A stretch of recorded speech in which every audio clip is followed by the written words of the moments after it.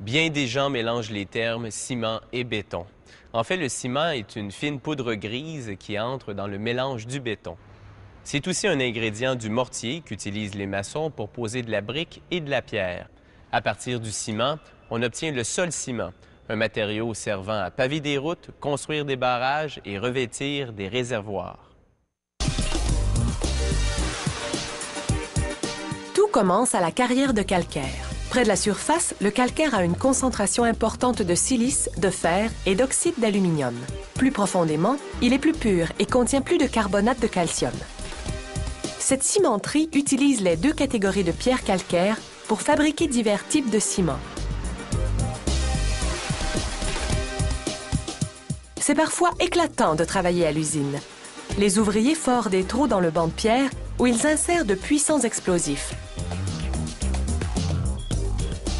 Par mesure de sécurité, les ouvriers doivent se positionner derrière l'endroit qu'ils font exploser à une distance d'au moins 50 mètres.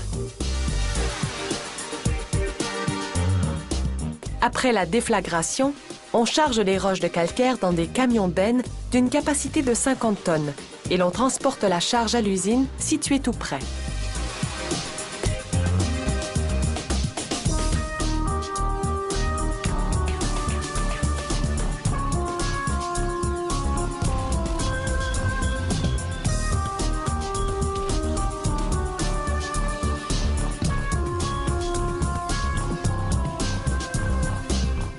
Arrivés à l'usine, les camions déchargent les roches dans le concasseur primaire.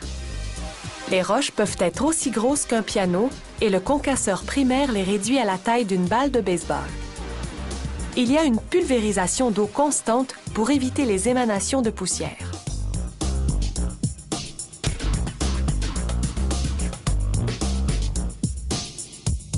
Ensuite, un convoyeur transporte les roches vers le concasseur secondaire qui les réduit à la taille de balles de golf. On stocke à part les roches à haute teneur en carbonate de calcium de celles qui en contiennent moins. Maintenant, on mélange les deux. Les proportions sont déterminées en fonction du type de ciment fabriqué. Ce chariot déverseur forme des tas des quantités requises. On appelle ceci le mélange cru. Une machine appelée gratteur charge le mélange cru vers le broyeur de cru à rouleau.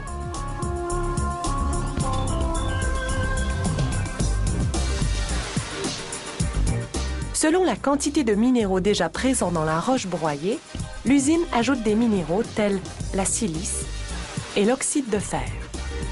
Le broyeur sèche, mélange et broie tous les ingrédients uniformément pour produire une poudre de roche qu'on appelle poudre de cru. On envoie ensuite la poudre de cru dans une tour de préchauffage où elle est chauffée à une température de 870 degrés Celsius. Dans ce processus, les minéraux commencent à fusionner, ce qui permettra de les durcir une fois hydratés avec de l'eau. Une fournaise à calciner permet, grâce à une réaction chimique, de retirer 95% du dioxyde de carbone contenu dans la poudre et de produire la chaux, l'élément le plus important dans le ciment. Puis, la poudre est acheminée dans un immense four rotatif. Il est légèrement incliné de telle façon que la poudre voyage de haut en bas sur une distance de 49 mètres. Le four effectue 2 rotations à la minute pour que la poudre voyage à la bonne vitesse. Au fond du four, la flamme du brûleur atteint 1600 ou 1700 degrés Celsius. Lorsque la poudre s'en approche et que sa température atteint les 1500 degrés, elle fond partiellement et se fusionne en morceaux de la taille d'une bille. On appelle ça le clinker.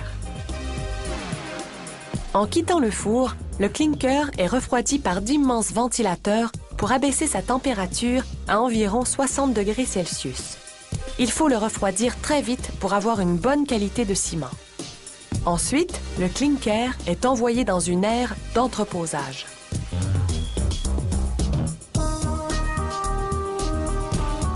Le broyage du ciment constitue la dernière étape du processus de production du ciment. On ajoute du gypse au clinker. Le gypse retarde le durcissement du ciment, ce qui permet de travailler le mortier ou le béton pendant 2 heures avant qu'il ne fige. Les broyeurs à ciment sont appelés des broyeurs à boulets car ils contiennent des boules de métal. Pendant que le broyeur tourne, les boules écrasent et broient le clinker et le gypse pour en faire une poudre très fine.